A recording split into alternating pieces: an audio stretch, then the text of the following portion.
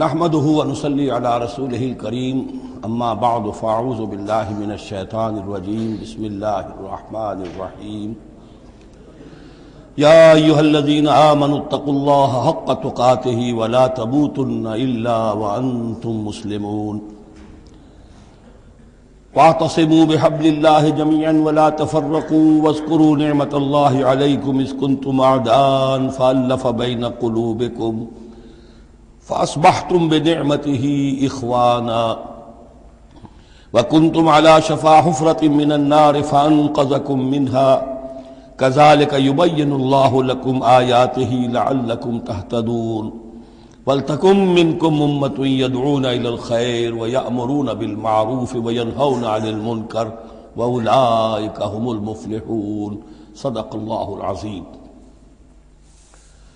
رب اشرح لي صدري ويسر لي امري واحلل عقدة من لساني يفقهوا قولي۔ سورہ آل عمران کا جو نصف ثانی اب شروع ہو رہا ہے تو آپ نے یہ مشابہت بھی نوٹ کر لی ہوگی کہ نصف اول میں سورہ بقرہ میں بھی ایک مرتبہ یا ایھا الذین آمنوا سے خطاب تھا، یا ایھا الذین آمنوا لا تقولوا راعنا وقولوا انظرنا واسمعوا۔ اسی طرح سورہ آل عمران کے نصف اول میں بھی ایک آیت وہ اوپر آ چکی ہے کہ یا ایھا الذین آمنوا ان تطیعوا فریقا من الذین اوتوا الکتاب یردوکم بعد ایمانکم کافرین۔ لیکن اصل خطاب جو ہے مسلمانوں سے شروع ہو رہا ہے وہ 11ویں رکوع سے، اور یہاں پر اصل میں ایک سہ نکاتی لائحہ عمل دیا جا رہا ہے امت کو۔ ظاہر بات ہے کہ یہ امت اب ہمیشہ قائم رہنے والی ہے قیامت تک، اور اس میں زوال بھی آئے گا، اور اللہ تعالیٰ لوگوں با ہمت لوگوں کو بھی پیدا کرے گا، اولو العزم لوگوں کو پیدا کرے گا، جیسا کہ ہمیں معلوم ہے مجددین امت اٹھتے رہے ہر صدی کے اندر۔ لیکن جب بھی کوئی کام دین کی تجدید کا ہو، دین کو اثر نو تازہ کرنے کی کوشش ہو، دین کو قائم کرنے کی جد و جہد ہو، تو اس کا ایک لائحہ عمل ہوگا۔ وہ لائحہ عمل ہے جو ان 3 آیات میں جو ابھی میں نے آپ کو پڑھ کر سنائی ہیں نہایت جامعیت کے ساتھ سامنے آیا ہے، اور یہ حسن اتفاق ہے کہ یہ 3 آیات ہیں، جیسے سورۃ العصر 3 آیات ہیں، ایسے یہ 3 آیات ہیں نہایت جامع۔ اس پر اب میری ایک کتاب بھی موجود ہے امت مسلمہ کے لیے سہ نکاتی لائحہ عمل، اور اس کا انگریزی میں بھی ترجمہ ہو گیا ہے۔ یہ مجھے معلوم نہیں کہ ابھی وہ کتابی شکل میں شائع ہوا یا نہیں۔ اس میں پہلا نقطہ کیا ہے؟ جب بھی کوئی کام کرنا ہے سب سے پہلے افراد کی شخصیت سازی، کردار سازی۔ یا ایھا الذین آمنوا اتقوا اللہ حق تقاتہ، اہل ایمان اللہ کا تقوی اختیار کرو جتنا کہ اس کے تقوی کا حق ہے۔ ولا تموتن الا وانتم مسلمون، اور دیکھنا ہرگز موت نہ آنے پائے مگر فرما برداری کی حالت میں۔ یہ سب سے گاڑھی آیت ہے قرآن مجید میں تقوی کی تلقین کے لیے۔ اللہ کا حق جتنا ہے اتنا تقوی۔ اس پر صحابہ گھبرا گئے کہ یا رسول اللہ، اللہ کا حق کون ادا کر سکتا ہے؟ پھر جب آیت اتری ہے سورہ تغابن کی کہ فاتقوا اللہ ما استطعتم، اپنی امکانی حد تک تقوی اختیار کرو، تب ان کی جان میں جان آئی۔ ساتھ ہی یہ کہ مت مرنا مگر حالت فرما برداری میں۔ کیا معنی ہے؟ کوئی پتہ نہیں کس لمحے موت آ جائے، کوئی لمحہ نافرمانی میں نہ گزرے مبادا موت کا ہاتھ اسی وقت آ کر تمہیں دبوچ لے۔ اس طرح کی شخصیتیں اگر پہلے نہ بنی ہوں تو کوئی کام نہیں ہو سکتا۔ پہلے کردار سازی افراد کی۔ اب جب یہ کردار سازی ہو، دوسرا مرحلہ کیا ہے؟ وَاعْتَصِمُوا بِحَبْلِ اللَّهِ جَمِيعًا وَلَا تَفَرَّقُوا، ایک اجتماعیت اختیار کرو، اللہ کی رسی کو مضبوطی سے تھام لو، مل جل کر، اور تفرقے میں مت پڑو۔ یہاں چونکہ اس سے پہلے جو رکوع ختم ہوا ہے وَمَن يَعْتَصِم بِاللَّهِ، جو اللہ تعالیٰ سے چمٹ جائے، اللہ کی حفاظت میں آ جائے، فَقَدْ هُدِيَ إِلَىٰ صِرَاطٍ مُسْتَقِيمٍ۔ اور سورہ حج کی آخری آیت میں بھی یہ لفظ آیا ہے فَأَقِیمُوا الصَّلَاةَ وَآتُوا الزَّکَاةَ وَاعْتَصِمُوا بِاللَّهِ۔ اب اللہ کی حفاظت میں کیسے آئے، اللہ سے کیسے چمٹے؟ اس کے لیے فرمایا وَاعْتَصِمُوا بِحَبْلِ اللَّهِ، اللہ کی رسی سے چمٹ جاؤ، اللہ کی رسی کو مضبوطی سے تھام لو۔ اور یہ اللہ کی رسی کون سی ہے؟ متعدد احادیث کے ذریعے سے واضح ہوتا ہے کہ یہ ہے قرآن۔ ایک طرف ہے انسان میں تقوی، ایک طرف اس میں علم آنا چاہیے، قرآن کا فہم پیدا ہونا چاہیے، قرآن کے نظریات کو سمجھنا چاہیے، قرآن کی حکمت کو سمجھنا چاہیے۔ انسانوں میں اجتماعیت جو ہے وہ جانوروں کے گلوں کی طرح نہیں ہو سکتی کہ بھیڑ بکریوں کا ایک بڑا ریوڑ ہے اور ایک چرواہا جو ہے وہ لکڑی لے کر ان کو سب کو ایک ڈسپلن میں لیے ہوئے ہے۔ انسانوں کو جمع کرنا ہے تو ان کے ذہن ایک بنانے ہوں گے، ان کی سوچ ایک بنانی ہوگی. یہ حیوان عاقل ہیں، یہ باشعور لوگ ہیں، ان کی سوچ ایک ہو، نظریات ایک ہو، مقاصد ایک ہو، ہم آہنگی ہو، نقطہ نظر ایک ہو، تبھی تو یہ جمع ہوں گے.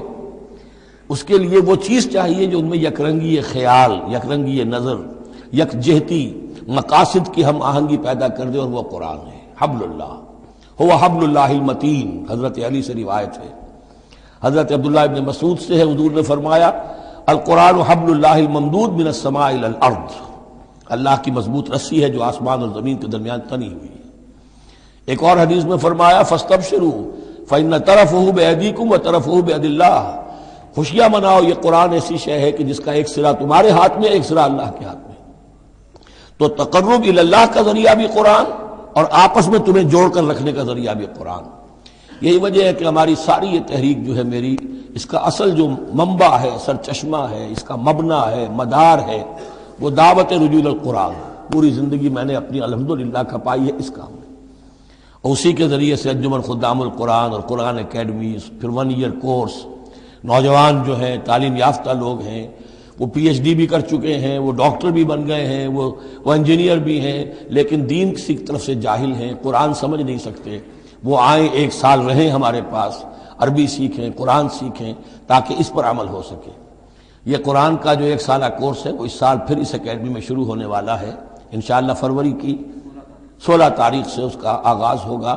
تو آپ لوگ اسے نوٹ کریں، اور یہ قرآن مجید کے ساتھ آپ کی وابستگی ہوگی تو پھر دین کے سوق پر آگے چلیں گے.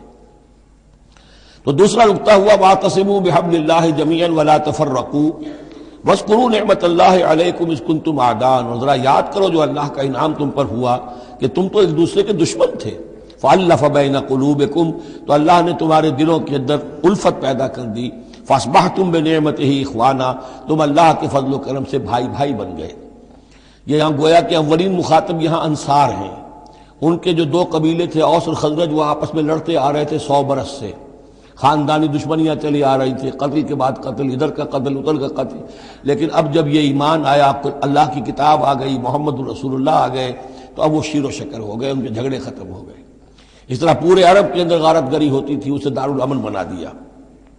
وَكُنْتُمْ عَلَىٰ شَفَا حُفْرَةٍ مِّنَ النَّارِ، اور تم تو آگ کے گڑھے کے کنارے تک پہنچ گئے تھے، بس اس میں گرنے والے تھے. فَأَنْقَذَكُم مِّنْهَا، تو اللہ نے اس سے تمہیں نکال لیا اور بچا لیا. كَذَلِكَ يُبَيِّنُ اللَّهُ لَكُمْ آيَاتِهِ لَعَلَّكُمْ تَهْتَدُونَ، اس طرح اللہ تعالیٰ اپنی آیات تمہارے لیے واضح کر رہا ہے تاکہ تم راہ پاؤ، صحیح راہ پر قائم رہو. یہ 2 نقطے ہو گئے. پہلے افراد کے کردار کی تعمیر، تقوی اور تابعداری، فرما برداری. پھر جمعیت، تنظیم، جماعت، اور اس کے لیے جو معنوی، جو اس کے لیے ہے، جو محور ہے اس تنظیم کا، وہ معنوی محور کیا ہے؟ قرآن مجید. حبل اللہ احتسامش کن کہ حبل اللہ اوست، مضبوطی سے تھامو. اس کو علامہ اقبال کہتے ہیں قرآن کو حبل اللہ یہ ہے. اب یہ جو حبل اللہ، اور جو اس کے لیے ظاہری شکل بنے گی وہ بھی اس صورت میں ہم پڑھ چکے ہیں، من انصاری اللہ، کہ کوئی اللہ کا بندہ کھڑا ہو اور کہے کہ میں تو اس راستے پر چل رہا ہوں، اب کون ہے جو میرے ساتھ آتا ہے اور میرا مددگار بنتا ہے. اب ایسی جمعیت جو وجود میں آئی وہ کیا کرے گی؟ یہ تیسری آیت اہم ترین ہے. وَلْتَكُن مِّنكُمْ أُمَّةٌ يَدْعُونَ إِلَى الْخَيْرِ وَيَأْمُرُونَ بِالْمَعْرُوفِ وَيَنْهَوْنَ عَنِ الْمُنكَرِ. سے نکاتی پھر آ گیا. تیسرے میں 3 کام، یہ جماعت کے کرنے کے کام صرف 3 ہیں. دعوت خیر، دعوت الی الخیر، اور سب سے بڑا خیر یہ قرآن ہے. یامرون بالمعروف، نیکی کا حکم دیتے رہیں، وینہون عن المنکر، اور بدی سے روکتے رہیں، واولئک هم المفلحون، اور یہی لوگ ہیں جو فلاح پانے والے ہیں. ولتکن منکم امۃ، تم میں سے ایک ایسی امت وجود میں آنی چاہیے. منکم ہے، گویا کہ ایک بڑی امت ہے، امت مسلمہ. وہ تو اب 150 کروڑ ہیں یا 140 یا 130 کروڑ ہیں، سوئے ہوئے ہیں، اپنے منصب کو بھولے ہوئے ہیں، دین سے دور ہیں. تو اب اس امت کے اندر چھوٹی امت بنے، ایک جماعت بنے. وہ جماعت اپنے ذمے یہ کام لے لے، جاگو اور جگاؤ، جو ہمدرد کا ایک جو نعرہ ہے کہ اب جاگو اور جگاؤ. اللہ نے تمہیں جاگنے کی صلاحیت دے دی، اب اوروں کو جگاؤ، اور اس کے لیے طاقت فراہم کرو، ایک جماعت بناؤ. وَلْتَكُن مِّنكُمْ أُمَّةٌ يَدْعُونَ إِلَى الْخَيْرِ وَيَأْمُرُونَ بِالْمَعْرُوفِ وَيَنْهَوْنَ عَنِ الْمُنكَرِ وَأُولَٰئِكَ هُمُ الْمُفْلِحُونَ. یہی لوگ فلاح پانے والے ہیں۔ وہ بڑی امت کروڑوں کی جو ہے جو یہ کام نہیں کرتی، وہ فلاح کی امید میں اگر ہے اور نجات کی امید میں ہے تو ایک امید موہوم ہے۔ فلاح پانے والے صرف یہ لوگ ہوں گے، اولئک ھم المفلحون۔ اب اسی میں آگے چل کر میں نے جو منہج انقلاب نبوی ہے اس میں یہ بات واضح کی ہے کہ جب کوئی انقلاب کے لیے آخری اقدام ہوگا وہ بھی نہی عن المنکر بالید، اس لیے کہ حدیث میں حضور نے نہی عن المنکر کے 3 مرتبے بیان کیے ہیں۔ ابو سعید خدری رضی اللہ عنہ سے روایت ہے، من رأى منکم منکرا فلیغیرہ بیدہ فإن لم یستطع فبلسانہ فإن لم یستطع فبقلبہ وذلک اضعف الایمان، رواہ مسلم رحمہ اللہ۔ تم میں سے کوئی شخص کسی منکر کو دیکھے، اس کا فرض ہے اسے طاقت سے، زور سے، ہاتھ سے بند کرے، روکے، بدلے۔ اگر اس کی طاقت نہیں ہے تو زبان سے تو کہے، اس کی بھی ہمت نہیں ہے تو دل میں نفرت ضرور رکھے، اور یہ ایمان کا کمزور ترین درجہ ہے۔ نفرت بھی ختم ہو گئی، وائے ناکامی متاع کارواں جاتا رہا، کارواں کے دل سے احساس ضیاء جاتا رہا، تو اب کوئی ایمان نہیں۔ ہاں دل میں نفرت ہے تو اگلا قدم اٹھاؤ، زبان سے کہنا شروع کرو، بھائی یہ چیز غلط ہے، یہ حرام ہے، یا اللہ نے اس کو حرام ٹھہرایا ہے، مت یہ کام کرو۔ لیکن ساتھ ہی اپنی طاقت بناتے جاؤ، ایک جماعت بناؤ، قوت بناؤ۔ جب وہ طاقت ہو جائے اب کہو کہ اب یہ نہیں کرنے دیں گے، پھر وہ ہوگا نہی عن المنکر بالید، طاقت کے ساتھ۔ یہ ہوگا انقلاب کا جو ہے آخری مرحلہ۔ تو یہ 3 آیتوں کے اندر عظیم ہدایت ہے، پورا لایا عمل ہے، اسی میں منہج انقلاب نبوی کا جو آخری اقدامی عمل ہے وہ بھی پوشیدہ ہے۔ وَلَا تَكُونُوا كَالَّذِينَ تَفَرَّقُوا وَاخْتَلَفُوا مِن بَعْدِ مَا جَاءَهُمُ الْبَيِّنَاتُ، اور ان لوگوں کی طرح نہ ہو جانا جو متفرق ہو گئے، فرقوں میں بٹ گئے، اور انہوں نے اختلافات پیدا کر لیے اس کے بعد کہ ان کے پاس واضح تعلیمات آ گئی تھیں۔ اولئک لہم عذاب عظیم، ایسے لوگوں کے لیے تو بہت بڑا عذاب ہے۔ یوم تبیض وجوہ وتسود وجوہ، اب یہ آخرت کا ذکر ہے جس دن کے بعض چہرے جو ہیں بڑے روشن اور تابناک ہوں گے، اور بعض چہرے جو ہیں وہ سیاہ ہوں گے۔ فاما الذین اسودت وجوہہم، تو جن لوگوں کے اس دن چہرے سیاہ ہوں گے، یہ وہ کون ہوں گے؟ اکفرتم بعد ایمانکم، یہ وہی لوگ ہوں گے جو ایمان کے بعد کفر میں لوٹ گئے، ہدایت کے آنے کے بعد تفرقے میں پڑ گئے، زدم زدہ میں پڑ گئے، انہوں نے اس عبد اللہ کو چھوڑ دیا۔ اکفرتم بعد ایمانکم فذوقوا العذاب بما کنتم تکفرون، تو اب ذرا مزہ چکھو اس عذاب کا، اس کفر کی باعث جو تم کرتے رہے تھے۔ واما الذین ابیضت وجوہہم، اور وہ لوگ جن کے چہرے سفید ہوں گے، روشن ہوں گے، تابناک ہوں گے، ففی رحمت اللہ ہم فیہا خالدون، وہ اللہ کی رحمت میں ہوں گے اور اس میں ہمیشہ ہمیشہ رہیں گے۔ تلک آیات اللہ نتلوہا علیک بالحق، یہ اللہ کی آیات ہیں جو ہم آپ کو پڑھ کر سنا رہے ہیں حق کے ساتھ۔ وما اللہ یرید ظلما للعالمین، اور اللہ تعالیٰ تو جہان والوں کے لیے ظلم کا ارادہ نہیں رکھتا۔ لوگ اپنے اوپر ظلم کرتے ہیں، خود غلط راستے پر پڑتے ہیں، اور اس کی پھر ان کو سزا دنیا اور آخرت میں بھگتنی پڑتی ہے۔ وَلِلَّهِ مَا فِي السَّمَاوَاتِ وَمَا فِي الْأَرْضِ، جیسا کہ میں نے عرض کیا اکثر اہم بحثوں کے بعد پھر یہ آیت آتی ہے اس طرح کی کہ گویا کہ یہ ایک کنکلوڈنگ ریمارک، اللہ ہی کے لیے ہے جو کچھ آسمانوں اور زمین میں ہے، وَإِلَى اللَّهِ تُرْجَعُ الْأُمُورُ، اور بالآخر سارے معاملات اللہ ہی کی طرف لوٹا دیے جائیں گے۔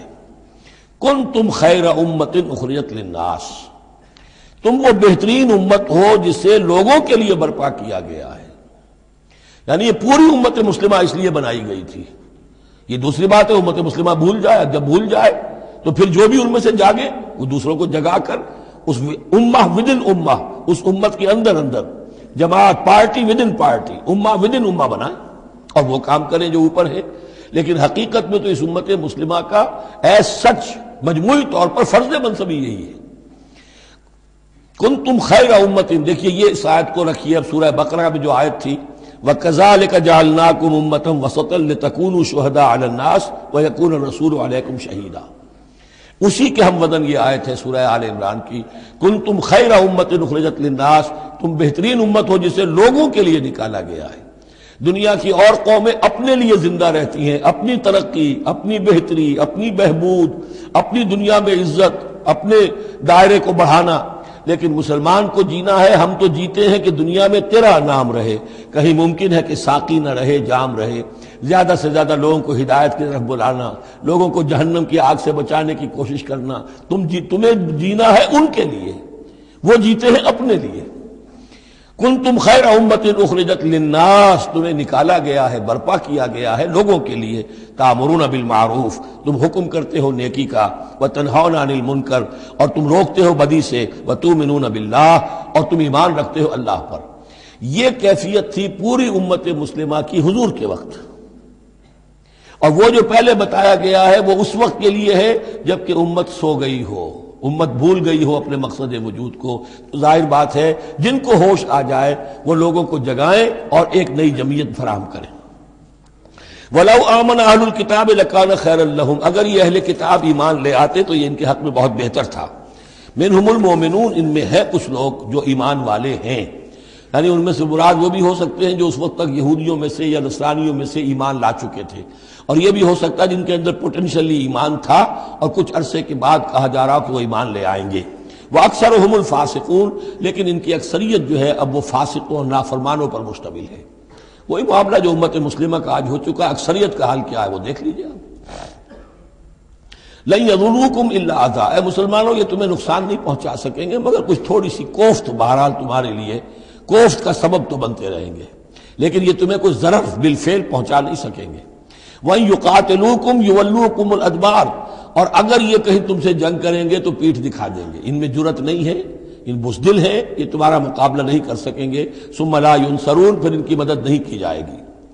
ضُرِبَتْ عَلَيْهِمُ الذِّلَّةُ، اب وہ آیت آ گئی سورہ بقرہ کے وہ جو 7ویں رکوع کے آخر میں آئی تھی، بس تھوڑا سا ترتیب کا فرق ہے۔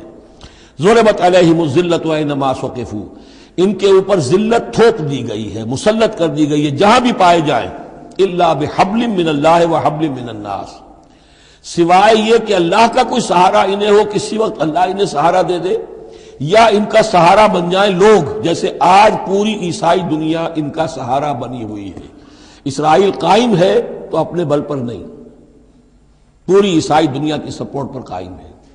ابھی جو یہ جنگ ہوئی تھی خلیج کی جنگ، تو جو اس کا کمانڈر ان چیف تھا، اس کا وہ نام میرے ذہن سے اس وقت اتر رہا ہے، اس نے صاف کہہ دیا تھا، اس لیے کہ فوجی لوگوں کی زبان سے نکل جاتا ہے، جن کے منہ سے نکل جاتی ہے، جن کے منہ سے سچی بات مستی میں، فقیہ مصلحت بھی سے وہ رندے بادہ خار اچھا، انہوں نے صاف کہہ دیا تھا یہ پوری جنگ ہم نے اسرائیل کے تحفظ کے لیے لڑی ہے۔ کس قدر خون ریزی ہوئی ہے، صرف اسرائیل کا تحفظ پیش نظر تھا، تو یہ ساری سپورٹ ان کی ہے۔ ضربت علیہم الذلۃ اینما ثقفوا الا بحبل من اللہ وحبل من الناس وباؤوا بغضب من اللہ، اور یہ اللہ تعالیٰ کا غضب جو ہے اور غصہ انہوں نے حاصل کر لیا ہے۔ وضربت علیہم المسکنہ، اور ان کے اوپر کم ہمتی مسلط کر دی گئی ہے۔ ذالک بانہم کانوا یکفرون بآیات اللہ، جو کہ تو وہی الفاظ آ رہے ہیں، اور اللہ تعالیٰ تو ظالم نہیں ہے، تو ان کا یہ حشر اس لیے ہوا ہے کہ یہ اللہ تعالیٰ کی آیات کا انکار کرتے رہے۔ وَيَقْتُلُونَ الْأَنْبِيَاءَ بِغَيْرِ حَقٍّ، اور انبیاء تک کو قتل کرتے رہے ناحق۔ ذَلِكَ بِمَا عَصَوْا وَكَانُوا يَعْتَدُونَ، اور یہ ہوا اس لیے کہ انہوں نے نافرمانی کی روش اختیار کی اور حدود سے تجاوز کیا۔ لیسوا سواء، پھر وہی بات جو میں عرض کر چکا ہوں، یہ سب کے سب برابر نہیں ہیں، ان میں سے اچھے بھی ہیں برے بھی ہیں۔ من اہل الکتاب امۃ قائمۃ یتلون آیات اللہ آناء اللیل وہم یسجدون، اہل کتاب میں ایسے لوگ بھی ہیں جو کھڑے رہنے والے لوگ ہیں، سیدھے راستے پر ہیں، اللہ کی آیات پڑھتے رہتے ہیں رات کے اوقات میں اور سجدہ بھی کرتے ہیں۔ خاص طور پر چونکہ یہاں اہل کتاب کا لفظ آ رہا ہے، جو عیسائی راہب تھے حضور کے زمانے میں، ان پر کثیر تعداد جو ہے وہ اس کردار کی حامل تھی۔ انہی میں سے ایک بحیرہ راہب تھا جس نے بچپن میں حضور کو پہچان لیا تھا، تو ان میں ایسے لوگ موجود تھے۔ یقیناً کوئی چھپے ہوئے ہوں گے یہود میں بھی، لیکن اکثر و بیشتر یہود میں سے یہ کردار ختم ہو چکا تھا، بہت ہی چند لوگ، لیکن عیسائیوں میں بکثرت موجود تھے۔ لیسوا سواء من اہل الکتاب امۃ قائمۃ یتلون آیات اللہ آناء اللیل وہم یسجدون یؤمنون باللہ والیوم الآخر، وہ ایمان رکھتے ہیں اللہ پر اور یوم آخر پر۔ وَيَأْمُرُونَ بِالْمَعْرُوفِ وَيَنْهَوْنَ عَنِ الْمُنْكَرِ، نیکی کا حکم دیتے ہیں بدی سے روکتے ہیں۔ وَيُسَارِعُونَ فِي الْخَيْرَاتِ، اور نیکیوں میں ایک دوسرے سے آگے نکلنے کی کوشش کرتے ہیں۔ وَأُولَٰئِكَ مِنَ الصَّالِحِينَ، اور یقیناً یہ صالحین میں سے ہیں۔ وَمَا يَفْعَلُوا مِنْ خَيْرٍ فَلَنْ يُكْفَرُوهُ، جو خیر بھی یہ کریں گے تو اس کی ناقدری نہیں کی جائے گی۔ وَاللَّهُ عَلِيمٌ بِالْمُتَّقِينَ، اللہ تعالیٰ اپنے ایسے متقی بندوں سے واقف ہے۔ ان الذين كفروا لن تغني عنهم اموالهم ولا اولادهم من الله شيئا، اس کے برعکس جو لوگ کفر پر اڑ جائیں گے ان کے کام نہیں آ سکیں گے، نہ ان کے اموال نہ ان کے اولاد اللہ سے بچانے میں کچھ بھی۔ وَأُولَٰئِكَ أَصْحَابُ النَّارِ، وہ جہنمی ہیں، ہم فیہا خالدون، اسی میں رہیں گے۔ مثل ما ينفقون في هذه الحیات الدنیا كمثل ريح فيها سر اصابت حرث قوم ظلموا انفسهم فاهلكت۔ اب یہ جو جنگیں کر رہے تھے قریش مکہ، تو ظاہر بات ہے کہ وہ بھی انفاق کرتے تھے، فوج تیار کرنی ہے، اونٹ چاہیے، سواریاں چاہیے، ہتھیار چاہیے، تو خرچہ کرتے تھے نا۔ اب یہ اس کی طرف اشارہ ہے کہ یہ لوگ جو دنیا کی زندگی میں کچھ خرچ کرتے ہیں، یا تو دین کی مخالفت کے لیے، یا اپنے جی کو ذرا جھوٹی ایک تسلی دینے کے لیے کہ ہم کچھ نہ کچھ صدقہ خیرات بھی کرتے ہیں چاہے ہمارا کردار کتنا ہی گر گیا ہو، تو ان کے انفاق کی مثال ایسی ہے کمثل ریح فیہا سر، کہ جیسے ایک زوردار آندھی ہو جس میں پالا ہو، بہت ٹھنڈ ہو، اصابت حرث قوم، وہ کسی قوم کی کھیتی کو آ پڑے، ظلموا انفسہم، جنہوں نے اپنی جان پر ظلم کیا، فاہلکت ہو، اور اس سب کو تباہ و برباد اور تہس نہس کر کے رکھ دے۔ یعنی ان کی یہ نیکیاں، ان کا یہ انفاق، ان کی یہ جد و جہد، یہ سب کی سب بالکل ضائع ہو جانے والی ہیں، ہبط ہو جانے والی نیکیاں، اور ضائع جانے والی ان کی ساری مساعی اور دوڑ دھوپ۔ وما ظلمهم اللہ ولکن انفسہم یظلمون، اور انہوں نے، ان پر اللہ نے کوئی ظلم نہیں کیا، بلکہ وہ اپنی جانوں پر خود ظلم ڈھا رہے ہیں۔ یا ایھا الذین آمنوا لا تتخذوا بطانۃ من دونکم، اہل ایمان مت بناؤ اپنے بھیدی اپنے سوا کسی کو، یعنی رازدار نہ بناؤ سوائے کسی مسلمان کے جس کے بارے میں اطمینان ہو، صاحب ایمان ہے، اس کے علاوہ کسی اور شخص کو اپنا بھیدی نہ بناؤ۔ چونکہ یہ مدینے میں رہتے تھے بہت عرصے سے، ان کی دوستیاں تھیں یہودیوں کی، اور ادھر جو ہے یہ اوس اور خزرج کے لوگوں کی، وہ دوستیاں ہیں، پس منظر ہیں، پرانے تعلقات ہیں، روابط ہیں، اس کی وجہ سے وہ بسا اوقات جو راز کی باتیں ہوتی تھی وہ بھی بیچارے سادہ لوح مسلمان اپنی نیکی کے اندر، سادگی میں، وہ بھی ان کو بتا دیتے تھے۔ لا تتخذوا بطانۃ من دونکم لا یعلونکم خبالا، وہ تمہارے لیے کسی خرابی میں کوئی کسر نہیں چھوڑتے۔ ودوا ما عنتم، انہیں پسند ہے وہ چیز جو تمہیں تکلیف میں ڈالے، مشقت میں ڈالے۔ قد بدت البغضاء من افواہہم، ان کی جو دشمنی ہے تم سے وہ ان کے منہوں سے بھی ظاہر ہو چکی ہے، ان کا کلام ایسا ہوتا ہے، آتش برساتے ہیں زبان سے۔ وما تخفی صدورہم اکبر، اور جو کچھ زبان سے ظاہر ہوتا ہے وہ تو پھر بھی کم ہے، ان کے دلوں کے اندر جو آگ بھڑک رہی ہے دشمنی کی اور حسد کی، وہ اس سے کہیں بڑھ کر ہے۔ قد بینا لکم الآیات ان کنتم تعقلون، ہم نے تمہارے لیے اپنی آیات کو واضح کر دیا ہے اگر تم عقل سے کام لو، یعنی باز آ جاؤ، اپنے اس طرز عمل کو دیکھو۔ ہاں تم اولئک تحبونہم، تمہارا حال تو یہ کہ تم ان سے محبت کرتے ہو، شرافت ہے تمہاری، سادہ نوئی ہے، پرانے تعلقات ہیں، ان تعلقات کو تم نبھانا چاہتے ہو۔ ولا یحبونکم، لیکن جان لو وہ تم سے محبت نہیں کرتے۔ وتؤمنون بالکتاب کلہ، اور تمہاری شان یہ کہ تم پوری کتاب کو مانتے ہو، تم تورات کو بھی مانتے ہو، انجیل کو بھی مانتے ہو۔ یہ نصیبم من التورات آیا تھا نا، نصیبم من الکتاب، کتاب ہی کا ایک حصہ تھا تورات، کتاب ہی کا ایک حصہ اللہ تعالیٰ کی اس قدیم کتاب جو ام الکتاب میں سے ہی پھر یہ انجیل آئی ہے، اسی ام الکتاب سے پھر قرآن مجید کامل آیا ہے۔ تو تم تو مانتے ہو پوری کتاب کو۔ وَإِذَا لَقُوكُمْ قَالُوا آمَنَّا، اور جب یہ تم سے ملتے ہیں تو کہتے ہیں کہ ہم بھی مومن ہیں، ہم بھی مانتے ہیں، بات ٹھیک ہے آپ کی۔ وَإِذَا خَلَوْا، جب وہ علیحدگی میں ہوتے ہیں، خلوت میں ہوتے ہیں، عَضُّوا عَلَيْكُمُ الْأَنَامِلَ مِنَ الْغَيْظِ، تو اب تم پر غصے کی وجہ سے اپنی انگلیاں چباتے ہیں۔ عَضَّ يَعُضُّ، انگلیاں کاٹنا غصے کہ اب کچھ پیش نہیں جا رہی، اور اسلام کا جو ہے معاملہ اور آگے سے آگے بڑھتا جا رہا ہے، لیکن یہ کہ اس کے غصے میں پیچ و تاب کھاتے ہیں، اپنی انگلیاں چباتے ہیں۔ قل موتوا بغیظکم، ان سے کہو کہ مرو اپنے اس غصے میں، غم میں، اپنے جذبات میں۔ ان اللہ علیم بذات الصدور، یقیناً اللہ تعالیٰ جو کچھ سینوں کے اندر مضمر ہے اس سے بھی واقف ہے۔ ان تمسسکم حسنۃ تسؤہم، اگر تمہیں اے مسلمانوں کوئی بھلائی پہنچ جائے، کوئی خیر ہو جائے، تمہیں کہیں فتح نصیب ہو جائے، انہیں بری لگتی ہے۔ وَإِن تُصِبْكُمْ سَیِّئَةٌ یفرحوا بِہَا، اور اگر تمہیں کوئی تکلیف پہنچے، کہیں کوئی زخم پہنچ جائے، کوئی عارضی طور پر شکست کہیں ہو جائے، جیسے احد میں ہو گئی تھی، تو بڑے خوش ہوتے ہیں، شادیانے بجاتے ہیں۔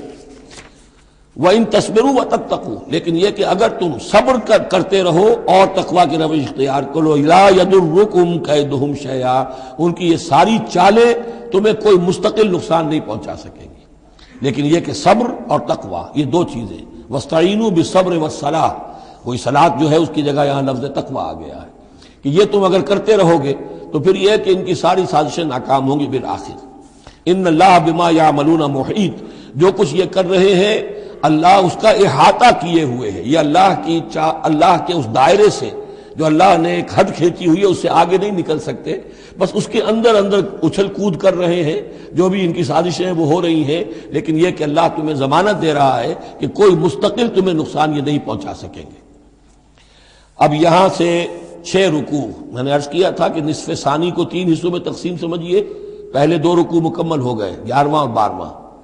اب 6 رکوع مسلسل چلیں گے غزوہ احد کے حالات پر. پہلے وہ غزوہ سمجھ لیجئے کہ تھا کیا. غزوہ بدر کا چونکہ تذکرہ ہوگا وہ تو سورہ انفال میں ہم پڑھیں گے. ترتیب مصحف اور ہے، زمانی ترتیب نہیں ہے، ترتیب نزولی نہیں ہے. غزوہ بدر میں مسلمانوں کو بہت زبردست اللہ نے فتح دی. کفار مکہ کو بڑی زک پہنچی. 70 بڑے بڑے تقریباً سارے ان کے بڑے سردار مارے گئے. ان کے اندر اب جو جلن تھی اور غصہ تھا، اور عرب کا یہ مزاج تھا کہ بدلہ لینا ہے، لہذا 1 سال کے اندر انہوں نے پوری تیاری کی. تمام جو بھی کر سکتے تھے ساز و سامان جمع کیا 3000 کا لشکر لے کر. اور اب ابو سفیان، ابو جہل تو مارا جا چکا تھا، وہ تھا سردار جو کہ بدر میں آیا تھا فوج لے کر. اب ابو سفیان جو ہیں وہ چونکہ بعد میں ایمان لے آئے، ان کے نام کو تو ہم ادب کے ساتھ ہی لیں گے. اب وہ سردار تھے اس وقت، اور وہ 3000 کا لشکر لے کر آئے. اور اس دفعہ وہ اتنا اہتمام کر کے آئے تھے کہ ہماری فتح یقینی ہے. اپنے بچوں کو، خاص طور پہ خواتین کو بھی ساتھ لے کر آئے تاکہ ہمارے اندر غیرت رہے کہ ہماری عورتیں بھی ساتھ ہیں. اگر کہیں میدان سے ہمارے قدم اکھڑ گئے تو ہماری عورتیں جو ہے وہ قبضے میں چلی جائیں گی مسلمانوں کے. تو ہند جو تھی، اس کی بیوی، ابو سفیان کی بیوی ہند، وہ بھی ایمان لے آئی بعد میں. لیکن عتبہ کی بیٹی تھی، اس کا باپ اور بھائی عتبہ ابن ربیعہ، اور چچا اس کا اور بھائی، یہ 3 جو ہیں بدر میں قتل ہو چکے تھے، مسلمانوں کے ہاتھوں واصل جہنم ہو چکے تھے. تو ہند کے سینے کے اندر بھی انتقام کی آگ تھی. باقی تو یہ کہ کوئی گھر بچا ہی نہیں تھا مکے کا جن کا کوئی نہ کوئی آدمی مارا نہ گیا، اور 70 آدمی مارے گئے تھے. اب یہ جب لوگ آئے ہیں تو ادھر حضور نے مشورہ کیا صحابہ سے کہ کیا کرنا چاہیے. لشکر آ گیا 3000 کا. کچھ لوگوں نے کہا کہ ٹھیک ہے، کھل کر مقابلہ کریں گے، ڈٹ کر مقابلہ کریں گے، چلیں گے میدان میں. حضور کا اپنا رجحان ادھر تھا کہ یہ صورتحال ایسی ہے کہ ہم اگر مدینے میں محصور رہ کر مقابلہ کریں تو بہتر ہے. لیکن جو لوگ بدر کے بعد ایمان لائے تھے، ایک تو ان کا جوش و خروش تھا، ان کا ہمیں تو شہادت چاہیے، ہمیں آخر اس موت سے کیا ڈر ہے، شہادت ہے مطلوب و مقصود مومن، نہ مال غنیمت نہ کشور کشائی. تو حضور نے ان کا لحاظ کرتے ہوئے آپ نے فیصلہ کر دیا ٹھیک ہے ہم میدان میں جائیں گے، کھل کر مقابلہ کریں گے. اس پر جب وہ مقابلے میں پہنچ گئے ہیں، آپ لے کر گئے تھے 1000 آدمی باہر. جب آمنا سامنا ہوا ہے تو وہاں عبداللہ ابن ابی یہ کہہ کر اپنے 300 آدمیوں کو لے کے واپس آ گیا. اتفاقاً اس کی رائے بھی یہ تھی کہ کھلے میدان میں جنگ مت کرو، بلکہ یہ کہ محصور ہو کر. جو حضور کی رائے تھی وہی اس کی بھی تھی اس وقت. لیکن اس وقت وہ یہ کہہ کر کہ جب ہماری بات نہیں مانی جاتی تو ہم خام خواہ کیوں اپنی جانیں جو ہے جوکھوں میں ڈالیں. وہ 300 آدمی لے گیا تو رہ گئے صرف 700. ان 700 میں سے بھی 2 گھرانے ایسے تھے، بنو حارثہ بنو سلمہ، ان کے قدم بھی تھوڑی دیر کے لیے ڈگمگائے. لیکن پھر ان کو اللہ تعالیٰ نے حوصلہ دیا اور وہ جم گئے. وہ 300 چلے گئے. اس کے بعد اللہ نے وعدہ کیا ہوا تھا مدد کا، جنگ ہوئی، مدد آئی اور اللہ نے فتح دے دی. لیکن وہ ایک درہ تھا مسلمانوں کی پشت پر پہاڑ میں. حضور کو اندیشہ تھا کہ ایسا نہ ہو کہ وہاں سے ہم پر حملہ ہو جائے تو 2 طرف سے ہم چکی کے پاٹ کے درمیان، 2 پاٹوں کے درمیان آ جائیں. وہاں 50 تیر انداز آپ نے مقرر کر دیے تھے کہ یہاں سے مت ہلنا، چاہے تم یہ دیکھو کہ ہم سب مارے گئے اور ہمارے گوشت جو ہے وہ کوے اور چیلیں کھا رہے ہیں، تب بھی تم نے نہیں ہلنا یہاں سے. لیکن جب مسلمانوں کو فتح ہو گئی وہاں اختلاف ہو گیا کہ حضور نے جو فرمایا تھا وہ شکست کے سلسلے میں تھا. اب تو فتح ہو گئی ہے، چلو اب چل کے مال غنیمت جمع کرنے میں باقی تم لوگوں کا ساتھ دو. جو وہاں کے لوکل کمانڈر تھے وہ منع کرتے رہے کہ ہرگز مت ہلو، حضور کا حکم یاد رکھو. وہ تعویل کر چکے تھے حضرت حضور کے حکم کی. 35 چلے گئے، 15 رہ گئے. خالد ابن ولید اس وقت جو تھے، کیولری جو تھی، جو گھڑ سوار تھے ان کے جو ہے وہ کمانڈر خالد ابن ولید تھے، ایمان نہیں لائے تھے ابھی. ان کی عقابی نگاہ نے دیکھ لیا کہ وہ درہ خالی ہے، تو ادھر تو شکست ہو رہی ہے. وہ اپنا 100 گھوڑوں کا جتنا بھی گھوڑے تھے ان کا لے کر پورا کا پورا رسالہ، اور وہ پیچھے سے آ کر حملہ کیا اور وہ فتح شکست میں بدل گئی. 70 صحابہ شہید ہو گئے، حضور بھی زخمی ہو گئے، دندان مبارک شہید ہوئے.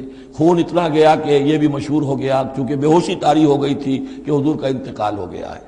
لیکن پھر یہ ہے کہ ہمت کر کے لوگوں جمع ہوئے، حضور نے لوگوں کو پکارا، پھر آپ نے یہ فیصلہ کیا کہ پہاڑ پر چڑھ کر اور وہاں پر اس وقت بچاؤ کر لیا جائے، تو تمام مسلمان پہاڑ پر چڑھ گئے۔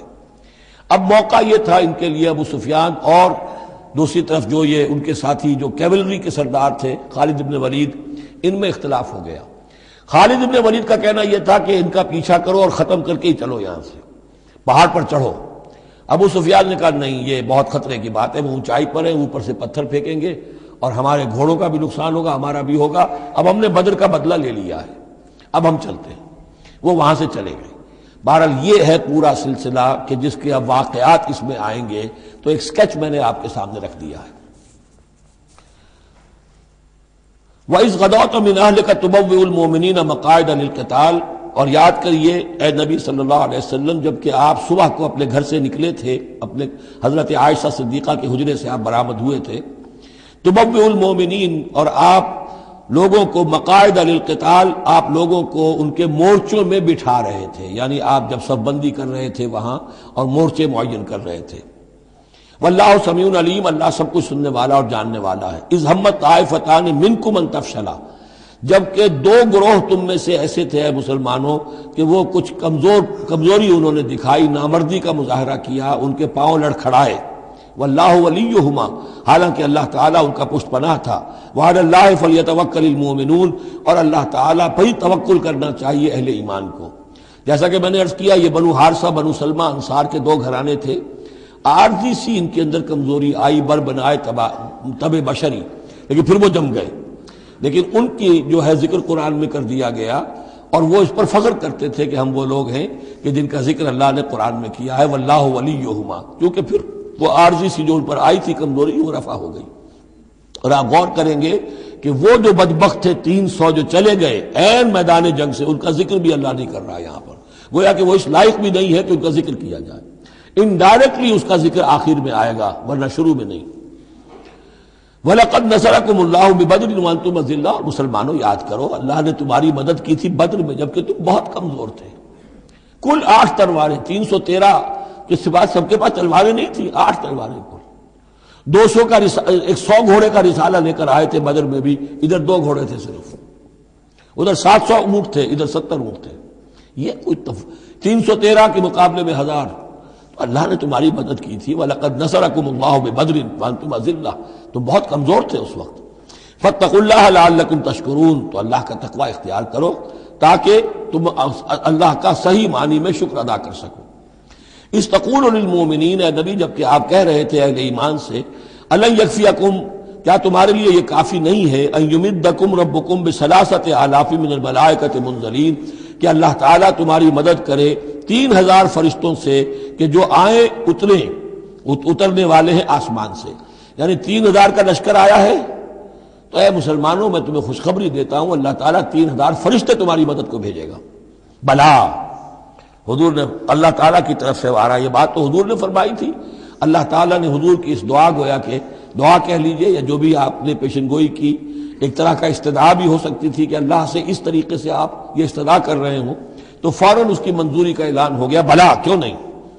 ان تصبروا وتتقوا، مسلمانوں اگر تم صبر کرو گے اور تقوی کی روش پر رہو گے، وَيَأْتُوكُم مِّن فَوْرِهِمْ هَٰذَا، اور اگر وہ فوری طور پر تم پر حملہ آور ہو جائے دشمن، يُمْدِدْكُمْ رَبُّكُمْ بِخَمْسَةِ آلَافٍ، تو اللہ تو تمہاری مدد کرے گا تمہارا پروردگار 3000 نہیں 5000 فرشتوں کے ذریعے سے، مصوبین جو نشان زدہ گھوڑوں کے اوپر آئیں گے۔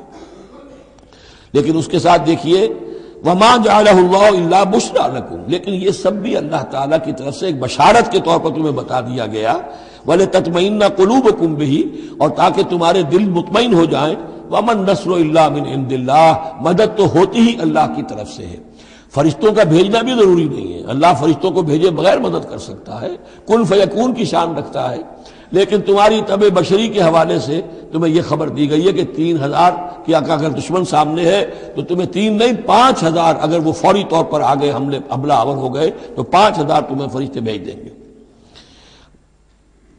لِيَقْطَعَ طَرَفًا مِّنَ الَّذِينَ كَفَرُوا، یہ اللہ تعالیٰ چاہتا ہے کہ یہ کافروں کا ایک بازو کاٹ دے، او یکبتہم، یا ان کو ذلیل کر دے، فینقلبوا خائبین، تاکہ پھر وہ لوٹ جائیں بہت ہی خائب و خاسر ہو کر، ناکام ہو کر۔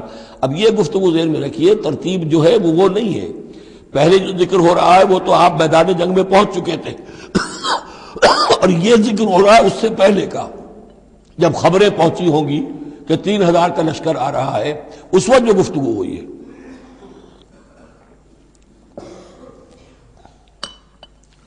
اب اس جنگ کے دوران جو بھی کچھ مسلمانوں سے خطائیں ہوئیں، غلطیاں ہوئیں، ان کی طرف بھی اشارہ ہے۔ اس میں بعض ایک معاملہ ایسا بھی ہوا جو حضور سے بھی خطا کا ایک معاملہ ہوا، اس کے اوپر بھی گرفت ہے، بلکہ سب سے پہلے حضور والے معاملے کو لیا جا رہا ہے۔ جب آپ زخمی ہو گئے شدید اور آپ پر بے ہوشی بھی طاری ہوئی، پھر جب ہوش میں آیا تو آپ کی زبان پر یہ الفاظ آ گئے، کیف یہدی اللہ قوما خضبوا وجہ نبیہم بالدم، اللہ اس قوم کو کیسے ہدایت دے گا جس نے اپنے نبی کے چہرے کو خون سے رنگ دیا، کیونکہ تلوار کا وار پڑا تھا آپ کی یہ چیک جو ہے، چیک بون پر، یہ جو ہڈی ہے چہرے کی، اور اس سے 2 آپ کے دانت بھی شہید ہو گئے تھے، اور یہ کہ فوارہ خون کا چھوٹا تھا، اور اس فوارے سے ظاہر بات ہے آپ کا پورا چہرہ لہو لہان، پورا جسم، اور خون اتنا گیا کہ آپ پر بے ہوشی طاری ہو گئی۔ کیف یہدی اللہ قوما، اللہ کیسے ہدایت دے گا اس قوم کو، خضبوا جنہوں نے رنگ دیا، وجہ نبیہم اپنے نبی کے چہرے کو بالدم خون سے، اس پر گرفت ہو رہی ہے۔ لیس لک من الامر شیء، اے نبی آپ کا کوئی اختیار نہیں ہے، آپ کا کام ہے دعوت دینا، تبلیغ کرنا، لوگوں کی ہدایت و ضلالت کا فیصلہ ہم کرتے ہیں، آپ نہیں کرتے۔ اور دیکھیے اللہ نے کیا شان دکھائی، جس شخص کی وجہ سے یہ سب کچھ ہوا ہے، خالد ابن ولید، حضور ہی کے زبان مبارک سے اسے خطاب دلوایا، خالد سیف من سیوف اللہ، خالد اللہ کی تلواروں میں سے تلوار ہے۔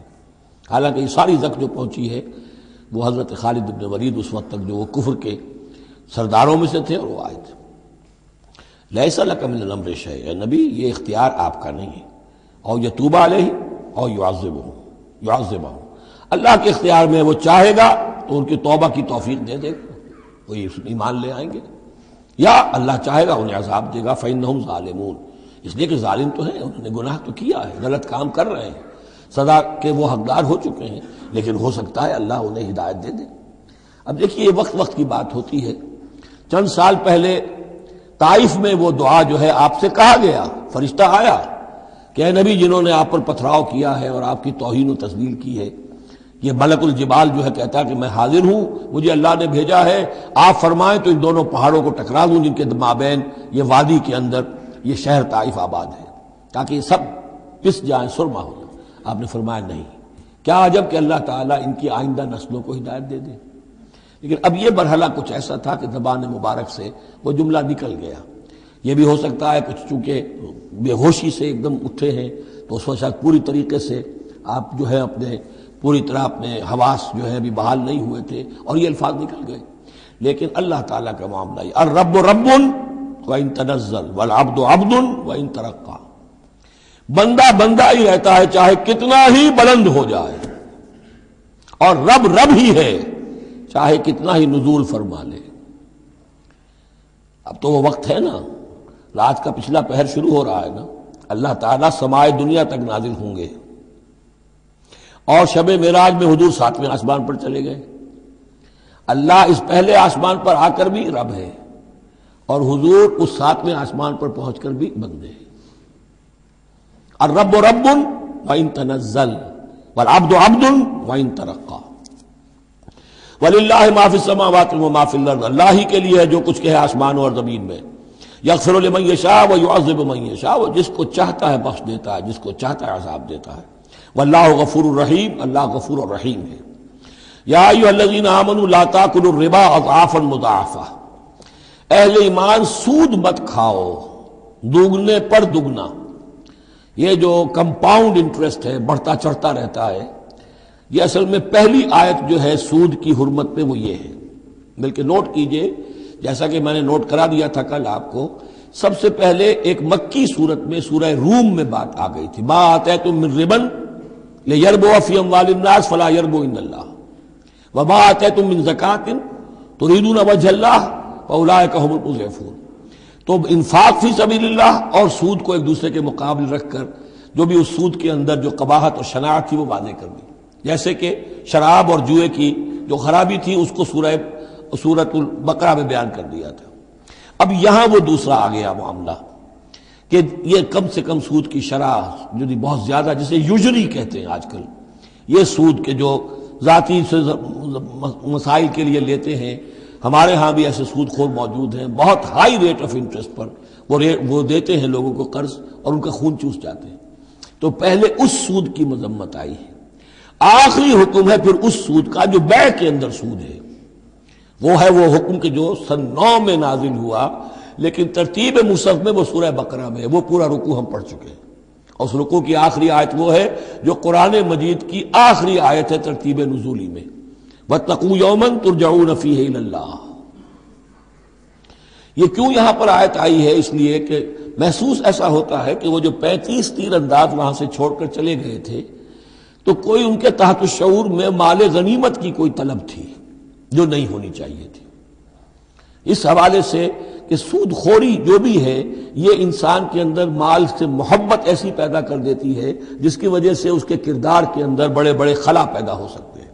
لہذا یہاں اسی کے حوالے سے یا ایھا الذین آمنوا لا تاکلوا الربا اضعافا مضاعفۃ واتقوا اللہ لعلکم تفلحون، اور اللہ کا تقوی اختیار کرو تاکہ تم فلاح پاؤ۔ واتقوا النار التی اعدت للکافرین، اس آگ سے بچو، ڈرو اس آگ سے جو کافروں کے لیے تیار کی گئی ہے، بھڑکائی گئی ہے۔ وَأَطِیعُوا اللَّهَ وَالرَّسُولَ لَعَلَّکُمْ تُرْحَمُونَ، اور اللہ اور اس کے رسول کی اطاعت کرتے رہو تاکہ تم پر رحم کیا جائے۔ وَسَارِعُوا إِلَىٰ مَغْفِرَةٍ مِّن رَّبِّكُمْ، اور دوڑو اپنے رب کی مغفرت کے حصول کے لیے۔ وَجَنَّةٍ عَرْضُهَا السَّمَاوَاتُ وَالْأَرْضُ، اور اس جنت کو حاصل کرنے کے لیے جس کا پھیلاؤ آسمانوں اور زمین جتنا ہے۔ اعدت للمتقین، وہ تیار کی گئی ہے، سنواری گئی ہے، اس کا سنگھار کیا گیا ہے اہل تقوی کے لیے۔ الذین ينفقون فی السراء والضراء، وہ لوگ جو خرچ کرتے ہیں، سود کے مقابلے میں انفاق، یہ تقابل پھر دیکھ لیجئے، جو خرچ کرتے ہیں سرائے خوشی میں بھی، والضراء خود تنگ دست ہے تب بھی کرتے ہیں چاہے تکلیف میں ہیں، والکاظمین الغیظ، اور وہ لوگ جو اپنے غصے کو پی جانے والے ہیں، والعافین عن الناس، اور وہ لوگ جو لوگوں کی خطاؤں سے درگزر کرتے ہیں، انہیں معاف کر دیتے ہیں۔ واللہ یحب المحسنین، اللہ تعالیٰ ایسے محسنین کو پسند کرتا ہے، یہ درجہ احسان ہے، اسلام، ایمان، پھر احسان۔ والذین اذا فعلوا فاحشۃ او ظلموا انفسهم، اور اگر ان میں سے کبھی کسی سے کوئی غلطی ہو جاتی ہے کہ اگر وہ کر بیٹھیں کوئی کھلا گناہ، کوئی بے حیائی کا ارتکاب، یا اپنے اوپر کوئی اور ظلم کر بیٹھے، ذکر اللہ، فوراً انہیں اللہ یاد آ جاتا ہے، فاستغفروا لذنوبہم، تو وہ اللہ تعالیٰ سے استغفار کرتے ہیں۔ یہ مضمون سورہ نساء میں آئے گا کہ اللہ تعالیٰ نے اپنے اوپر واجب ٹھہرایا ہے کہ جو شخص مسلمان صاحب ایمان کو خطا اس سے ہو جائے اور وہ فوراً توبہ کر لے تو اللہ تعالیٰ جو ہے اس نے اپنے اوپر واجب ٹھہرا لیا ہے کہ اس کی دعا کو ضرور قبول کرے گا۔ وَمَن يَغْفِرُ الذُّنُوبَ إِلَّا اللَّهُ، اور کون ہے جو معاف کر سکے گناہوں کو سوائے اللہ کے۔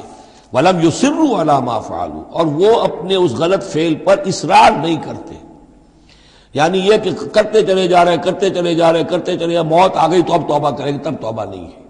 ایک خطا ہو گئی، جذبات میں ہو گئی، بھول میں ہو گئی، فوراً ہوش آیا، فوراً جو ہے گڑ گڑائے، فوراً توبہ کی، عزم مصمم کیا، اللہ دوبارہ نہیں کروں گا، پوری پشیمانی کے ساتھ اللہ کی جناب میں اپنے پورے صمیم قلب کے ساتھ توبہ کی، اللہ اس توبہ کی قبول کرنے کی ضمانت دیتا ہے۔ اولئک جزاؤہم مغفرۃ من ربہم، یہ وہ لوگ ہیں کہ جن کا بدلہ ہے ان کے رب کی طرف سے مغفرت، وجنات تجری من تحتہا الانہار خالدین فیہا، اور وہ باغات کہ جن کے نیچے یا جن کے دامن میں ندیاں بہتی ہوں گی اور وہ اس میں ہمیشہ ہمیش رہیں گے۔ ونعم اجر العاملین، اور بہت ہی اچھا بدلہ ہے عمل کرنے والوں کے لیے۔ قد خلت من قبلکم سنن فسیروا فی الارض، تم سے پہلے بھی بہت سی قومیں، بہت سے حالات اور واقعات گزر چکے ہیں۔ فسیروا فی الارض، تو زمین میں گھومو پھرو، فانظروا کیف کان عاقبۃ المکذبین، اور دیکھو کہ کیسا انجام ہوا ہے جھٹلانے والوں کا۔ جب ان کے قریش کے قافلے جاتے تھے وہ شام کی طرف، تو راستے میں تو جو قوم سمود کا مسکن بھی آتا تھا، وہ بستیاں بھی آتی تھیں جن میں کبھی حضرت لوط نے تبلیغ کی تھی، ان کے جو کھنڈرات تھے، تو یاد کرو کہ ان کے ساتھ کیا کچھ ہوا ہے۔ ھذا بیان للناس وہدی وموعظۃ للمتقین، یہ بیان ہے لوگوں کے لیے، وضاحت ہے لوگوں کے لیے، اور ہدایت ہے اور نصیحت ہے متقین کے حق میں۔ ولا تہنوا ولا تحزنوا، یہ آیت بڑی اہم ہے، اور نہ کمزور پڑو اور نہ غم کھاؤ۔ وانتم الاعلون ان کنتم مؤمنین، ہمارا پختہ وعدہ تمہارے ساتھ یہ ہے کہ تم ہی سربلند ہوگے، آخری فتح تمہاری ہوگی، تم ہی سب سے اونچے ہوگے بشرطے کہ تم مومن ہوئے۔ اور اس آیت کا میں حوالہ دیا کرتا ہوں، آج دنیا میں ہم ذلیل ہیں، اعلیٰ تو نہیں ہے، بلند تو نہیں ہے، نتیجہ کیا نکلتا ہے؟ ایمان نہیں ہے ہمارے اندر، ایک عقیدہ ہے، موروثی عقیدہ ہے، ایمان، یقین والا ایمان، burning faith, living faith, conviction, وہ کہاں ہے؟ یا پھر قرآن اللہ کا کہنا جھوٹ ہے، انتم الاعلون ان کنتم مؤمنین، ہو نہیں سکتا کہ امت کے اندر ایمان موجود ہو اور پھر وہ دنیا میں ذلیل و خوار ہو۔ ان یمسسکم قرح فقد مس القوم قرح مثلہ، اب ظاہر بات ہے کہ اتنی بڑی جو ایک چوٹ پہنچی تھی، 70 صحابہ شہید ہو گئے، اس میں حضرت حمزہ بھی ہے، مصعب بن عمیر بھی ہیں، انصار کا کوئی گھرانہ نہیں تھا۔ واپس جب آئے ہیں حضور صلی اللہ علیہ وسلم اور مسلمان، تو ہر گھر میں کوہرام مچا ہوا، اس وقت تک میت پر بیان کرنے کی بھی ممانعت نہیں ہوئی تھی، تو عورتیں جو ہیں وہ مرثیے کہہ رہی تھیں، بیان کر رہی تھیں، ماتم کر رہی تھیں۔ اس حال میں خود حضور صلی اللہ علیہ وسلم کی زبان مبارک سے الفاظ نکل گئے، اما حمزہ تو فلا بواکی لہو، ہائے حمزہ کے لیے تو کوئی رونے والی بھی نہیں، کیونکہ حمزہ کی کون یہاں خواتین ہیں رشتہ دار، حمزہ تو مہاجر تھے۔ انصار کے گھرانے میں جو خواتین ہیں وہ تو اپنے اپنے مردوں کی، اپنے اپنے شہیدوں کی، مقتولوں کی جو ہے وہ کر رہی ہیں، بیان کر رہی ہیں۔ اس پر پھر انصار نے جا کر اپنے گھروں سے خواتین کو حضرت صفیہ کے گھر بھیجا، حضرت حمزہ کی ہمشیرہ، کہ وہاں جا کر تعزیت کرو۔ تو بہرحال دکھ تو محمد کو بھی پہنچا ہے صلی اللہ علیہ وسلم، آخر یہ حساس دل تھا آپ کا، پتھر کا کوئی ٹکڑا تو نہیں تھا سینے کے اندر، جو بھی زخم پہنچی ہے۔ یا اللہ تعالیٰ اہل ایمان کی دلجوئی کے لیے کہہ رہا ہے کہ اتنے غمگین نہ ہو، اتنے ملول نہ ہو، اتنے دل گرفتہ نہ ہو۔ ان یمسسکم قرح، اگر تمہیں کوئی چرکا لگا ہے اب، فقد مس القوم قرح مثلہ، تو تمہارے دشمن کو اس جیسا ہی چرکا لگ چکا ہے کہ نہیں؟ 1 سال پہلے ان کے 70 مارے گئے تھے کہ نہیں؟ وَتِلْكَ الْأَيَّامُ نُدَاوِلُهَا بَيْنَ النَّاسِ، اور یہ تو دن ہیں جن کو ہم لوگوں میں الٹ پھیر کرتے رہتے ہیں، اونچ نیچ، ایک سی کیفیت ہم نہیں رکھتے۔ وَلِيَعْلَمَ اللَّهُ الَّذِينَ آمَنُوا، اور یہ اس لیے ہوتا ہے کہ اللہ دیکھ لے کہ کون حقیقتاً مومن ہے، اس لیے کہ امتحان نہ آئے، آزمائش نہ آئے، تکلیف نہ آئے، قربانی نہ دینی پڑے، کوئی زک نہ پہنچے، تو سبھی مومن ہیں پھر تو۔ وہ تو پتہ چلتا ہے کہ کون ثابت قدم رہا، کس نے اپنا سب کچھ لگا دیا، کس نے صبر کیا، تو اللہ تعالیٰ جاننا چاہتا ہے، دیکھنا چاہتا ہے۔ وَلِيَعْلَمَ اللَّهُ الَّذِينَ آمَنُوا وَيَتَّخِذَ مِنكُمْ شُهَدَاءَ، اللہ چاہتا ہے تم میں سے کچھ کو مقام شہادت عطا کرے، اپنی گواہی کے لیے قبول کر لے انہیں۔ وَاللَّهُ لَا يُحِبُّ الظَّالِمِينَ، اللہ ظالموں کو پسند نہیں کرتا۔ اگر تمہیں تکلیف پہنچی اس کا یہ مطلب نہیں ہے کہ اللہ تعالیٰ نے کفار کی مدد کی ہے، کفار کو پسند کیا، معاذ اللہ۔ وَلِيُمَحِّصَ اللَّهُ الَّذِينَ آمَنُوا وَيَمْحَقَ الْكَافِرِينَ، اور یہ اس لیے ہوا ہے کہ اللہ تعالیٰ اہل ایمان کو بالکل پاک کر دے۔ یعنی تمہارے ہاں اب خاص طور پر جو انصار مدینہ ہیں، جو ابھی ایمان لائے ہیں، ان میں کچھ کچے بھی ہیں، پکے بھی ہیں۔ اللہ چاہتا ہے کہ وہ پوری طریقے سے پک بھی جائیں، اور اگر کوئی کچا ہی رہنا ہے تو وہ کٹ بھی جائے، تاکہ جماعت کی بحثیت مجبوری جو ہے اس کی قوت کو ضعف نہ پہنچے۔ تو پاک کر لینا، تمحیص، بحث و تمحیص میں یہ لفظ ہم استعمال کرتے ہیں۔ بحث کہتے ہیں کھڑیدنے کو، جیسے جانور جو ہے، کوا جو ہے زمین کو کھڑے دے گا، پھر جو اسے نظر آئے گا کوئی دانہ ہے یا کوئی کنکر ہے تو علیحدہ کرے گا، اور دانے کو کھائے گا، کنکر کو چھوڑ دے گا۔ تو بحث ہے کھڑیدنا، اور تمحیص ہے جدا کر دینا، جو اس کے لیے ایٹیبل ہے، جس کو کھانے کا اس کے لیے ہے صحیح، اس کو لے لے گا۔ تو اللہ تعالیٰ بھی تمہارے اندر جو گڑبڑ ہو گئے ہیں، کچھ مومن صادق بھی ہیں، کچھ منافق بھی ہیں، کچھ پختہ ایمان والے بھی ہیں، کچھ کمزور ایمان والے بھی ہیں، تو یہ تمحیص کی ہے اللہ نے، دکھا دیا یہ 300 اور یہ عبداللہ ابن ابی یہ منافق ہیں، تمہیں نظر آ گیا نہیں، ورنہ کیسے نظر میں آتا۔ وَلِيُمَحِّصَ اللَّهُ الَّذِينَ آمَنُوا، تاکہ اللہ تعالیٰ اہل ایمان کو بالکل خالص کر دے، وَيَمْحَقَ الْكَافِرِينَ، اور کافروں کو مٹا دے۔ ام حسبتم ان تدخلوا الجنہ، اب یہ آیت تقریباً وہی ہے وہ جو اس سے پہلے ہم پڑھ چکے ہیں۔ نوٹ کر لیجئے، وہاں وہ آیت نمبر 142 تھی، 214 اور یہاں 142 ہے، ڈیجٹس وہی ہیں، آگے پیچھے ان کی ترتیب بدلی ہوئی ہے، اور جمع کریں گے تو 7 کا ہندسہ بنے گا۔ آیت نمبر 214 تھی، ام حسبتم ان تدخلوا الجنہ ولما یاتکم مثل الذین خلوا من قبلکم مستهم الباساء والضراء وزلزلوا حتى يقول الرسول والذین آمنوا معه متى نصر اللہ الا ان نصر اللہ قریب۔ وہی ہے آیت اب یہ، ام حسبتم ان تدخلوا الجنہ، کیا تم نے سمجھا تھا کہ جنت میں داخل ہو جاؤ گے؟ وَلَمَّا يَعْلَمِ اللَّهُ الَّذِينَ جَاهَدُوا مِنْكُمْ، ابھی تو اللہ نے دیکھا ہی نہیں ہے تم میں سے کون واقعتاً جہاد کرنے والے ہیں، ابھی تو امتحان ہے، ابھی اس کے امتحان اور بھی ہیں، ابھی تو تمہارے لیے بڑی سے بڑی منزلیں، کڑی سے کڑی منزلیں آنے والی ہیں۔ وَلَمَّا يَعْلَمِ اللَّهُ الَّذِينَ جَاهَدُوا مِنْكُمْ وَيَعْلَمَ الصَّابِرِينَ، اور ابھی تو اللہ تعالیٰ نے دیکھا ہی نہیں ہے کہ کون ہے تمہارے اندر جو واقعتاً اللہ کی راہ میں صبر اور استقامت کا ثبوت دیتے ہیں۔ وَلَقَدْ كُنْتُمْ تَمَنَّوْنَ الْمَوْتَ مِنْ قَبْلِ أَنْ تَلْقَوْهُ، اور تمہارا حال یہ ہے کہ تم موت کی تمنا کرتے تھے اس سے پہلے کہ وہ ان سے ملاقات ہوئی۔ یہ وہ جو نئے لوگ ایمان لائے تھے اور نوجوان تھے، ان کا تھا ہمیں تو شہادت چاہیے اور ہم تو کھلے میدان میں جائیں گے، یہ اب ان کے اوپر تھوڑا سا تبصرہ ہو رہا ہے کہ اس وقت تو شہادت کا بڑا ذوق و شوق جو ہے اور جوش جہاد اور ذوق شہادت کا اظہار ہو رہا تھا، اب تم نے موت دیکھ لی ہے نا،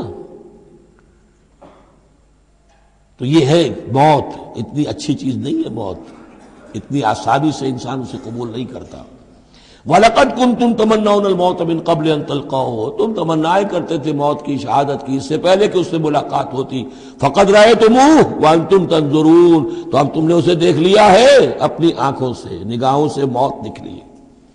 وَمَا مُحَمَّدٌ إِلَّا رَسُولٌ، اسی میں ایک دفعہ یہ بھی ہو گیا تھا کہ کچھ لوگوں نے یہ کہا کہ جب محمد کا انتقال ہو گیا تو اب کس لیے جنگ کرنی ہے؟ حضرت عمر بھی ہیں ان میں سے، جب خبر یہ اڑ گئی کہ حضور فوت ہو گئے، انہوں نے تلوار پھیر دی، بیٹھ گئے، اب کس کے لیے جنگ کرنی؟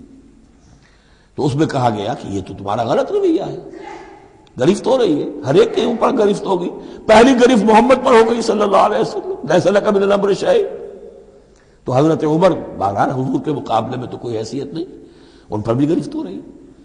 وما محمد الا رسول، اور محمد کچھ نہیں ہے اس کے سوا کہ وہ اللہ کے رسول ہے، وہ معبود تو نہیں ہے، تم ان کے لیے تو جہاد نہیں کر رہے، تم جہاد اللہ کے لیے کر رہے ہو، دین کا غلبہ جو ہے وہ اللہ کے دین کا غلبہ ہے، محمد کی حیثیت کیا ہے؟ وہ تو اللہ کے رسول ہے۔ وما محمد الا رسول قد خلت من قبلہ الرسل، اور ان سے پہلے بہت سے رسول گزر چکے، افئن مات، تو اگر وہ ان کا انتقال ہو جائے، او قتلا، یا بالفرض وہ قتل ہو جائیں، انقلبتم علی اعقابکم، تو کیا تم اپنی ایڑیوں کے بل لوٹ جاؤ گے؟ یہی تمہارے دین اور ایمان کی حقیقت ہے۔ وَمَن يَنقَلِبْ عَلَىٰ عَقِبَيْهِ فَلَن يَضُرَّ اللَّهَ شَيْئًا، اور جو کوئی بھی اپنی ایڑیوں کے بل لوٹ جائے گا وہ اللہ کو کوئی نقصان نہیں پہنچائے گا۔ وَسَيَجْزِي اللَّهُ الشَّاكِرِينَ، ہاں اللہ بدلہ دے گا شکر کرنے والوں کو۔ حضرت عمر چونکہ جذباتی انسان تھے، اس میں کوئی شک نہیں، تقریباً یہی کیفیت حضور کے انتقال پر پھر ہو گئی تھی ان کی، تلوار کھینچ کر بیٹھ گئے تھے، جو کہے گا محمد کا انتقال ہو گیا سر اڑا دوں گا اس کا۔ وہ تو پھر حضرت ابو بکر آئے، وہ یار غار، ثانی اسلام و غار و بدر و قبر، وہ آئے ہیں، ان کے لیے چونکہ رکاوٹ نہیں تھی، حضرت عمر تو اندر جا نہیں سکتے تھے، حضرت عائشہ کا حجرہ تھا، اب حضرت عائشہ بیٹی ہیں حضرت ابو بکر کی، وہ سیدھے گئے حجرے میں، جا کر چہرے مبارک پر چادر تھی ہٹائی اور آپ کی پیشانی کو بوسہ دیا اور کہا کہ اب دوبارہ موت آپ پر وارد نہیں ہوگی، اب تو حیات جاویدانی آپ کو حاصل ہو چکی۔ پھر باہر آ کر یہی آیت پڑھی، وما محمد الا رسول قد خلت من قبلہ الرسل افئن مات او قتل انقلبتم علی اعقابکم۔ حضرت عمر کہتے ہیں مجھے محسوس ہوا جیسے یہ آیت ابھی نازل ہوئی ہے، اتنا اثر ہوا۔ یہ عظیمت تھی حضرت ابو بکر کی، بہت بلند مقام ہے حضرت ابو بکر کا۔ وما کان لنفس ان تموت الا باذن اللہ، اور کسی جان کے لیے یہ ممکن ہی نہیں ہے کہ وہ مر سکے، اس پر موت وارد ہو مگر اللہ کے حکم سے۔ کتابا مؤجلا، وہ تو لکھی ہوئی شے ہے اجل معین کے ساتھ، ہر ایک کا وقت طے ہے۔ Death is the best guard, آپ کا باڈی گارڈ جو ہے سب سے بہترین وہ موت ہے، موت کا وقت جب ہے تبھی آئے گی، اس سے پہلے کوئی آپ کے لیے موت لا نہیں سکتا۔ لہذا سب سے بڑی حفاظت انسان کے لیے خود اس کی موت ہے۔ وما كان لنفس ان تموت الا باذن الله كتابا مؤجلا، وَمَن يُرِدْ ثَوَابَ الدُّنْيَا نُؤْتِهِ مِنْهَا، جو کوئی دنیا کا اجر و ثواب چاہتا ہے ہم اسے دیتے ہیں۔ یہ سورہ بقرہ میں بھی ہم پڑھ چکے تھے حج کے ذکر میں۔ وَمَن يُرِدْ ثَوَابَ الْآخِرَةِ نُؤْتِهِ مِنْهَا، اور جو واقعتاً آخرت کا ثواب چاہتا ہے، بدلہ چاہتا ہے، جزا چاہتا ہے اپنے اعمال کی، ہم اس میں سے اس کو دیں گے۔ وَسَنَجْزِي الشَّاكِرِينَ، اور شکر کرنے والوں کو ہم جزا دیں گے۔ وَكَأَيٍّ مِّن نَّبِيٍّ قَاتَلَ مَعَهُ رِبِّيُّونَ كَثِيرٌ، اور اے مسلمانوں یہ تمہارے ساتھ جو واقعہ پیش آیا ہے وہ پہلا تو نہیں ہے، کتنے ہی نبی ایسے گزرے ہیں کہ ان کے ساتھ ہو کر ربیون، یہ ربی ربائی جو ان کا یہودیوں کے ہاں آج بھی لفظ چلتا ہے، ربانیون، ربائز، ربی، جو اللہ والے ہیں، اللہ کے ماننے اور چاہنے والے، اللہ کے متوالے، اللہ کے دیوانے۔ کائیم من نبی، کتنے ہی نبی گزرے ہیں، قاتل معاہو، ان کے ساتھ ہو کر جنگ کیا، ربیون نے، کثیر، اللہ والوں نے، اللہ کے غلاموں نے، اللہ کے عاشقوں نے۔ فما وہنوا لما اصابہم فی سبیل اللہ، تو اللہ کی راہ میں جو بھی تکلیفیں ان پر آئیں اس میں انہوں نے جی نہیں ہارا۔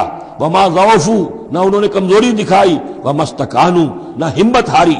واللہ یحب الصابرین، اور اللہ تعالیٰ کو ایسے صابروں ہی سے محبت ہے۔ تو اے مسلمانوں ان کا کردار اپناؤ اور دل گرفتہ نہ ہو۔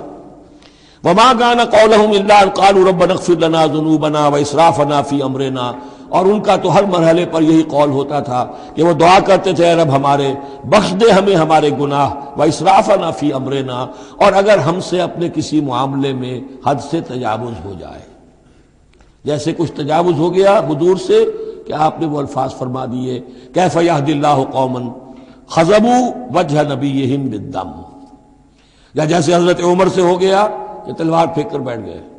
تو اللہ جو اسراف ہم سے ہو جائے، اسراف ہے کسی حد سے تجاوز کر جانا، جائز حد تک خرچ کرنا ٹھیک ہے، آپ اس میں آگے بڑھ جاتے ہیں وہ اسراف ہے۔ وَإِسْرَافَنَا فِي أَمْرِنَا، بخش دے جو بھی اسراف، جو بھی زیادتی ہم سے ہو گئی۔